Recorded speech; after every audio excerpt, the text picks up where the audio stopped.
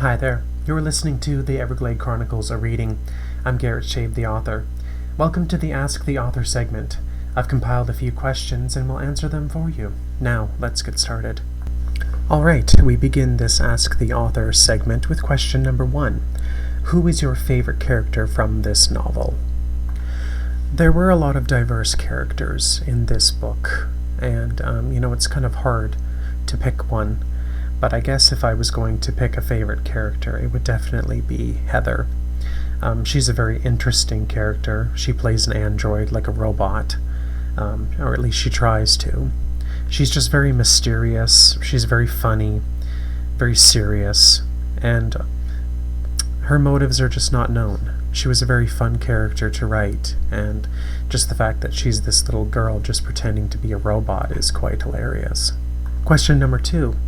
Queen Elizabeth I plays a background role in this novel. What is it about her that you admire the most? Well, I am a history lover. I love a lot of aspects of history, but when I was younger I was really into Tudor England, and I kind of fell in love with Queen Elizabeth just because she was this endearing and powerful, resilient woman in a man's world, and being the daughter of Henry VIII, and just having a commanding reign of 40-something years with a golden age of trade and prosperity and entertainment, and she's just become an icon, and I've just respected her for that. Question number 3. What made you want to write about the villain? This is a really good question, because I feel like a lot of people wouldn't want to read about the villain. And I mean, Queen Venus was no picnic in the first book. She was a terrible character. I mean, she was meant to be the villain, power-hungry, menacing. But I kind of thought it was important to bring her rise to light and see what the meadow was like during her time.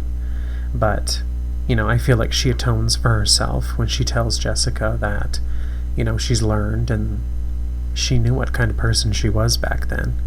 So, I don't know, I felt like her story just needed to be told, and sometimes it's fun to read about the anti-hero. The protagonist doesn't always have to be this golden, sunny light bringer. There can be goodness and evil and goodness, so Queen Venus kind of becomes an anti-hero in that way. Time for question number 4. Can you recall the first book that you read? I can remember a couple of books that I read when I was a kid. Charlie and the Chocolate Factory was one of them too. I remember that one a lot. I think the one that I can think of the most that resonates with me is Kenneth Oppel's Silverwing series. It was a pretty good series about these bats, and they were moving or flying around or something. I can't really remember, but it really had a good impact on me. It left an imprint, and for that reason I like bats. They don't scare me at all. Question number 5. What did you edit out of this book?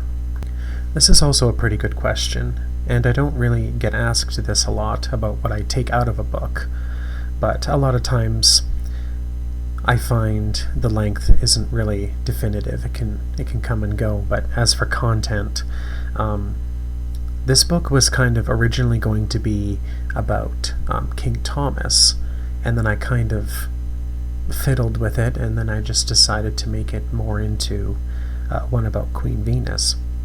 But there wasn't really a whole lot that was cut. Actually, in fact, there was stuff that was added to it. I had completed the book, and I felt it hadn't, it was missing something. It was a little short. So I just added the chapter about the Tournament of Champions, which I felt was a really good addition. So I guess I really didn't cut anything. If anything, I added something. Here's question number 6. How would you describe this book? I would describe this book as being a jewel. It's a gem. It's one of the best books I have written as of the date of this podcast. I find that my writing is extremely fleshed out, and I think this is a masterpiece in my own little way. It does a good job of finishing up the Everglade Chronicles, that's for sure, and it is the most mature of the novels in terms of writing and content as well. I mean, this one is more so from the perspective of two 16, 17-year-olds, so The content is a bit more mature, but the writing I find is great. And I mean, I feel like I did a great job with the storytelling and stuff like that, so it does get a little bit confusing with all the plots going on, but either way I would describe this as a great book. I love it, and I loved writing it. Time for question number 7. Do you have any rules for character names? Now, this is a really fascinating question. Do I have any rules for character names? Well, when I'm writing stories, short stories, novels, novellas, anything really, I don't like to recycle names. I don't like for characters to share names unless it's on purpose. So I guess you would consider them rules. I just feel like every character has their own identity, and sharing names isn't necessarily something good, because then you can always confuse them. So that would probably be my most number one rule, because an individual name gives someone character. So unless it's an overly common name, it might be featured in the background characters or something in a story, but normally I like to keep everyone individual. Question number 8. Is your writing computer-based, or do you use pen and paper? Let me just start by saying that I never use pen and paper. I mean, sometimes I will use it to make notes, definitely to make notes, and then I usually end up typing those notes up. And I also have a book where I write ideas, but that's about the extent of the pen and paper. Everything else I do by typing. Question number 9. Is Everglade Meadow based on a real place? Yes, it is. Everglade Meadow is based on a real location. A couple of years ago, I was living in a place called Sherwood Park, which is a suburb of Edmonton, Alberta, Canada. It's a typical cookie-cutter kind of rich person's suburb. I was not the rich person, let me tell you that.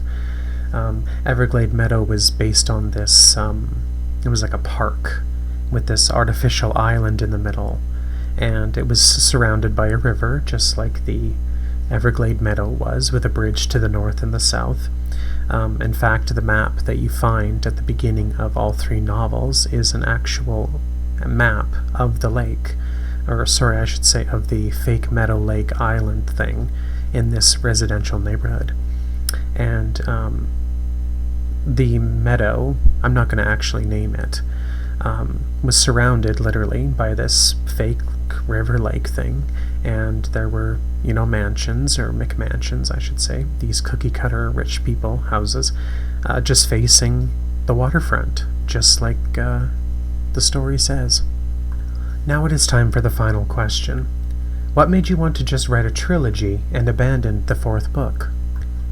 I believe it's the author's note in Memoirs of a Neighborhood Queen that states that I had intended the Everglade Chronicles to just be a trilogy.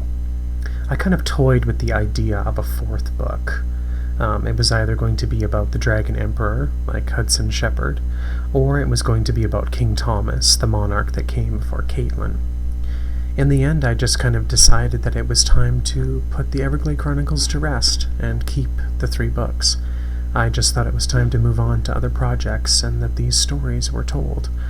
But in the future, I guess there's a possibility that I might write a sequel to this, or perhaps a new series, there's no telling. But as for now, the Chronicles of Everglade are finished. Well, that's a wrap. This is the end of the podcast, the final episode. For these past few years, I have read each chapter of my 3 novels. I want to thank all of you again, dear listeners and readers, for your lovely support. I have truly enjoyed doing this, and, well, I may continue this in another form. That remains to be seen. For now, though, the book is closing.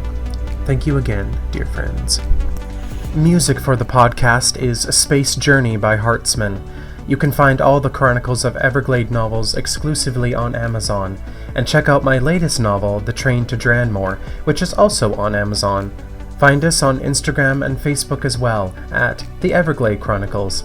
Thanks for reading, and thank you for your support. See you next time!